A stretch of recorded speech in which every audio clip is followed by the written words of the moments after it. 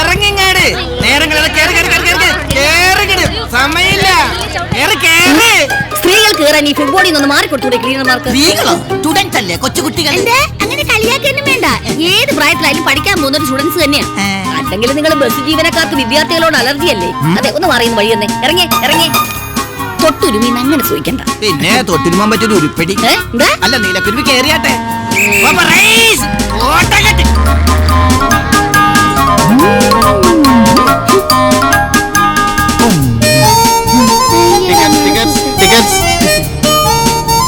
അല്ലമ്പളേച്ചി, ഇക്കൊല്ലം SSLC പരീക്ഷ എഴുതാൻ തന്നെയാണോ തീരുമാനം? ഇക്കൊല്ലം SSLC എഴുതുകയും ചെയ്യും, ഞാൻ ജയിക്കുകയും ചെയ്യും. കണ്ണും കാതും ഫീസായാലും വടിയും കുത്തിപ്പിടിച്ചു പോയി പരീക്ഷ എഴുതും. ഓ, എന്തൊരു സാക്ഷര കേരളം. ഒരു ഓമല്ലൂര് 5.50. അയ്യോ നീയോ? എത്ര കാലമായിട്ട് നിന്നെ കണ്ടിട്ട്? അയ്യോ, ക്ഷീണിച്ചു പോയല്ലോ നീ. നിനക്ക് ഇപ്പോഴും ഒരു മാറ്റമില്ല. ഞാൻ കുടുംബവും കുട്ടികളും ഒക്കെ വയസ്സായി. നീ ഇപ്പോഴും SSLC പഠിക്കുന്ന വിദ്യാർത്ഥിനി. മുഖ്യമായിട്ട് എനിക്ക് പഠിത്തം തന്നെ. അതെ, മനസ്സ് നിറച്ച് SSLCയാ. അതിനിടയ്ക്ക് മക്കൾ രണ്ട് എനിക്ക് ഉണ്ടായി. മൂത്തോൻ ഇപ്പൊ +2, രണ്ടാമത്തുള്ള SSLCയാ. ഇക്കൊല്ലം ഞങ്ങൾ ഒരുമിച്ച് SSLC എഴുതും. അതിന് വേണൊരു ഭാഗ്യം.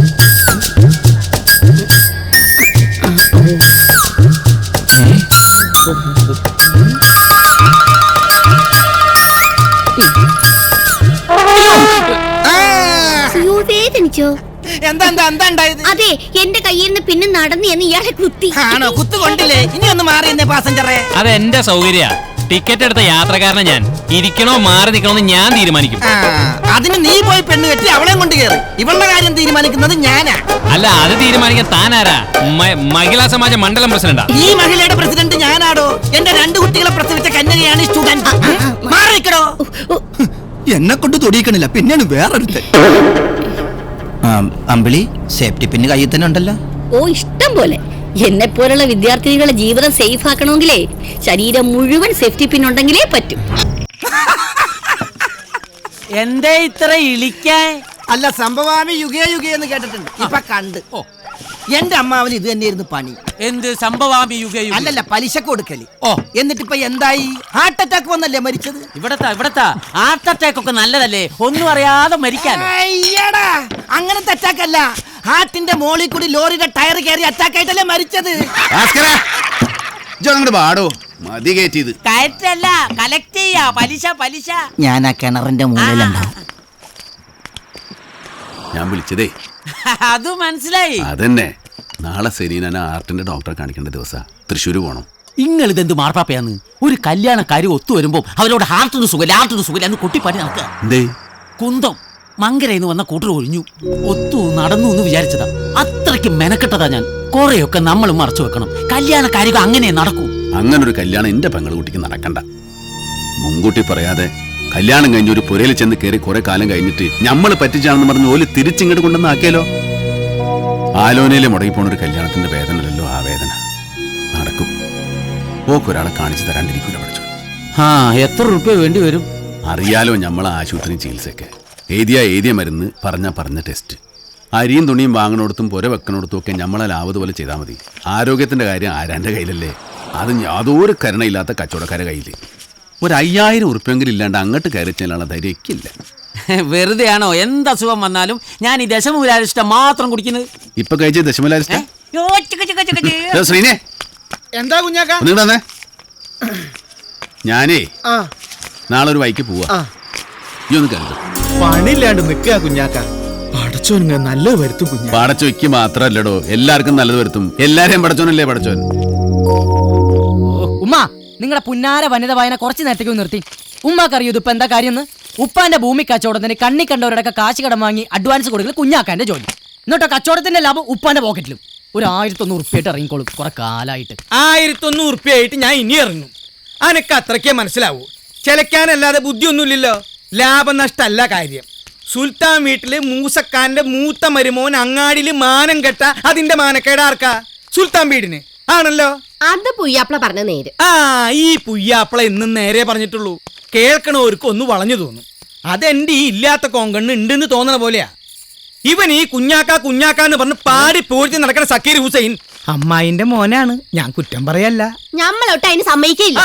അതാണ് അതിന് നമ്മൾ ആരെ സമ്മതിക്കാനും പാടില്ല. എന്നാലും അവനൊന്നും മനസ്സ് വെച്ചിരുന്നെങ്കിൽ ഒരു 1.5 ലക്ഷം ഉറുപ്പിയ ഒരു കളിയില്ലാതെ എന്റെ കയ്യിൽ വരുമായിരുന്നു. പോട്ടെ, കാശ് ഇന്ന് വരും, നാളെയും വരും. മാനം പോയത് പോയാ. ആ കുഞ്ഞാക്ക, എന്താ ഇവിടെ ഒരു സമ്മേളനം? എന്റെ കുഞ്ഞാക്ക, നിങ്ങൾക്ക് 100 ആയുസാണ്. നിങ്ങളെ പറ്റി 1001 കുറ്റം പറഞ്ഞിട്ട് തൊള്ളേന്റെ ഷട്ടർ ദിപ്പിട്ടിട്ടുള്ളൂ. ആയുസിന്റെ എല്ലാവർക്കും നല്ലത്. അതെ. അളിയന്നെ എഴുതും അത്ര. നല്ലോണം പറിച്ചിട്ട് 1001 തവണ ഈ കുഞ്ഞാക്കാലിന് ഊതിക്കൊള്ളി. പാമ്പിന്റെ മാതിരി ഇങ്ങനെ ഉപ്പാനോട് നാക്ക് പോത്ത്. കുഞ്ഞോ, ഓ, എന്റെ സുറുമേന്റെ കാര്യം മറന്നു. അത് ഞാൻ മറക്കുവോ? എന്റെ ഉപ്പ 14-ാം രാവത്തെ നിലാവ് പോലെ കൊണ്ടുനടന്ന ഈ മോത്തിന്റെ മുഞ്ചി കളയാൻ ഞാൻ സമ്മതിക്കോ? അതാ നിങ്ങൾക്ക് അറിയോ കുഞ്ഞാക്ക, എന്റെ ഫ്രണ്ട്സ് ഒക്കെ പറയും വെല്ലുമ്മനെ കണ്ട കുഞ്ഞാക്കാന്റെ ഉമ്മല്ല മൂത്തൊരു ഇത്താത്താന്നേ തോന്നുള്ളൂ. മനസ്സിൽ സന്തോഷവും സംഗീതം ഉണ്ടെങ്കിൽ മനുഷ്യന്മാർക്ക് വയസ്സാവൂലെന്ന്. മരിക്കോളെ എങ്ങനെയായിരുന്നു മുഹമ്മദ് റാഫി? ചെറുപ്പായിരുന്നു.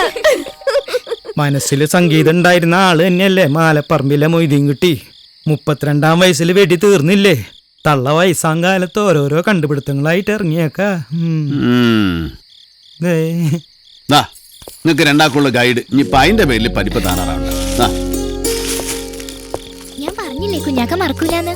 കുഞ്ഞാക്ക, സുലൈമാനി ആയിക്കോട്ടെ. പോയി കുളിക്കാൻ നോക്കി. എന്താ മോത്തൊരു വാട്ടം? ഒന്നുമില്ല. എന്റെ മോളെ മനസ്സിലാക്കി വരുന്നവര് വന്നാ മതി. അങ്ങനെ ഒരാള് വരും. അതിനല്ലേ കുഞ്ഞാക്ക കാത്തിരിക്കണം, ഇല്ലമ്മ? പിന്നല്ലാതെ. ചെന്ന് കുളിക്കാൻ നോക്കൂ കുഞ്ഞാക്ക. അല്ലടോ, ഇന്ന് മേഫിലില്ലേ? പിന്നില്ലാതെ. നീ നമ്മള് പെരുക്കാൻ പോവല്ലേ? സൈനബ, അതെ, കഴിഞ്ഞില്ലേ ദഫ്മുട്ട്? നേരത്തിനകത്തേക്ക് എന്തെങ്കിലും ചെന്നില്ലെങ്കിലേ ഗ്യാസ്. സൈനബ വന്ന് വിളമ്പാൻ നോക്ക്. എനിക്ക് കുറച്ചുകൂടി കാലം ജീവിക്കണം. വാ, ഒരു യേശുദാസും ജയചന്ദ്രനും. ഇത്രയും അരസികനായ ഒരു തന്ത. വിവരം കുറവാണെങ്കിലും ഇക്കാര്യത്തിൽ എന്റെ ഉപ്പാനെ കുറ്റം പറയാൻ പറ്റൂല. ഡോ കുഞ്ഞോ, അന്റെ പെറ്റുമ്മ ആയതോടെ ഇതുവരെ ഞാൻ സഹിച്ച്. ഈ കാണുണ്ടാവൂല, എന്നാലോ ഞാൻ കാണുന്നുണ്ടേ ഈ ഹാർമോണി പെട്ടിയുടെ ഗതികേട്. പ്രാണസഖി എന്ന് കേട്ടിട്ട് ഈ കട്ടകൾ വരെ അന്തം വിട്ട് മേപ്പിട്ട് നോക്കുക. എത്ര കാലായി പ്രാണസഖി എന്ന് തുടങ്ങിയിട്ട്. ഈ ചുറ്റുവട്ടത്തുള്ള ഒരു പൊറുതിയേട് കൊണ്ട് പോലീസിൽ പരാതി കൊടുക്കാത്തതേ മരിച്ചുപോയ എന്റെ ഒപ്പ ഒറ്റൊരാളെ വിചാരിച്ചിട്ട് മാത്രം. പുതിയത് ഏതെങ്കിലും മാറ്റി പിടിച്ചോ, അത് അനക്കും നല്ലത്, കേക്കണോൽക്കും നല്ലത്. ഇമ്മ പറഞ്ഞ ശരിയല്ലേ? ഞമ്മക്കൊന്ന് മാറ്റി പിടിക്കാം. ഓക്കെ, ഇന്ന് തകർക്കാൻ പോവാ. പ്രാണസഖി ഞാൻ വേറുമൊരു പാമരനാം നാട്ടുകാരൻ.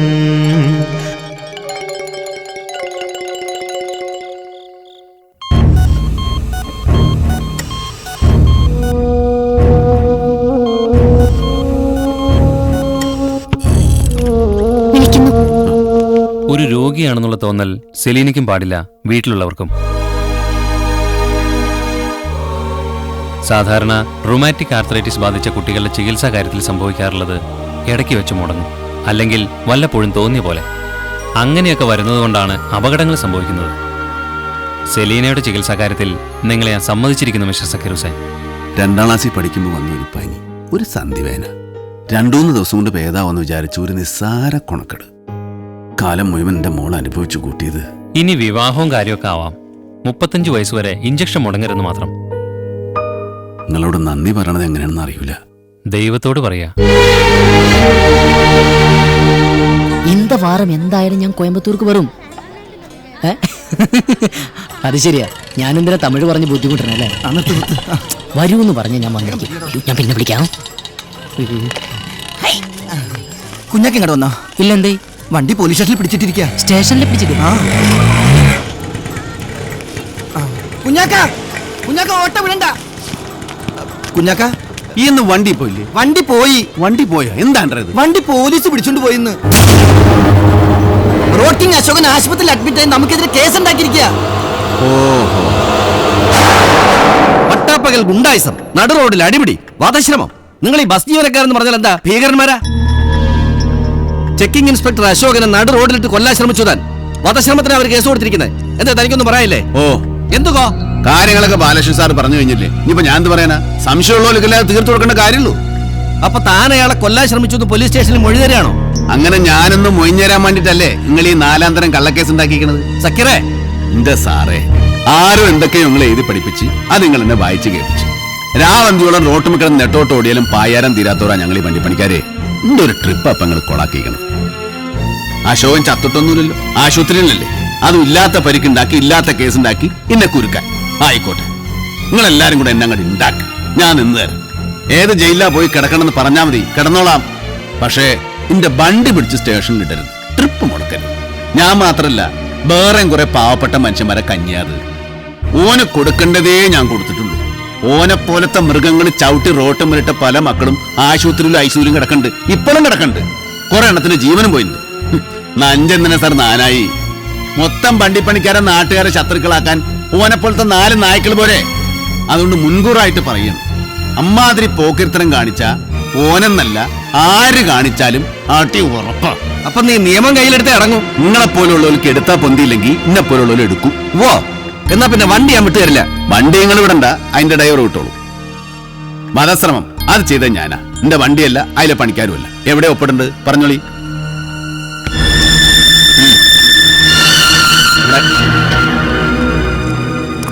ഞാനേട്ടാ വണ്ടി ഇറക്കി. പോയത് പോയി, അടുത്ത ട്രിപ്പെങ്കിലും നേരത്തിന് പഠിക്കാൻ നോക്ക്. എന്ത് ചെയ്യാനാ, എല്ലാവർക്കും കുതിര കയറാൻ നമ്മൾ ഒരേ വണ്ടിപ്പണിക്കാരുണ്ട് റോട്ടുമല്ലോ. നിന്നെ നിനക്കറിയാലോ, നിങ്ങളുടെ കാര്യം പറഞ്ഞ പോലെ തന്നെയാ ഞങ്ങൾ പോലീസുകാരുടെ കാര്യവും. 4 എണ്ണം നാറിയതുണ്ടാവും. ആ 4 എണ്ണത്തിന്റെ പട്ടികയിൽ പിന്നെ എല്ലാരെയും നാട്ടുകാർ കാണും. മോളിന്ന് നല്ല പ്രഷർ ഉണ്ടായിരുന്നു, നിന്നെ ഒരു ദിവസമെങ്കിലും മെനക്കെടുത്തണമെന്ന്. എന്റെ നാവാണ്, പറയുമ്പോ പറയണതേ ഉള്ളൂ, മനസ്സിലൊന്നും ഉണ്ടായിട്ടല്ല. എന്തെങ്കിലും പറഞ്ഞു പറ്റില്ലെങ്കിൽ മാപ്പാക്കണം. പിന്നെ സൂക്ഷിക്കണം, നിനക്ക് എമ്പാട് ശത്രുക്കളുണ്ട്. ആരാന്റെ മനസ്സിൽ ശത്രുതയും അസൂയയും വളരണയും നമ്മളെന്ത് ചെയ്യാനാ സാറേ? പടച്ചോ നമ്മളെ ശത്രു ആയിരുന്നാ മതി. അതില്ലാണ്ടാക്കാനുള്ള പ്രാർത്ഥനയും ചെറിയൊരു മനോഗുണമൊക്കെ ഉണ്ടെന്ന് എന്റെ വിശ്വാസം. ബാക്കിയൊക്കെ മൂപ്പരിലല്ലേ.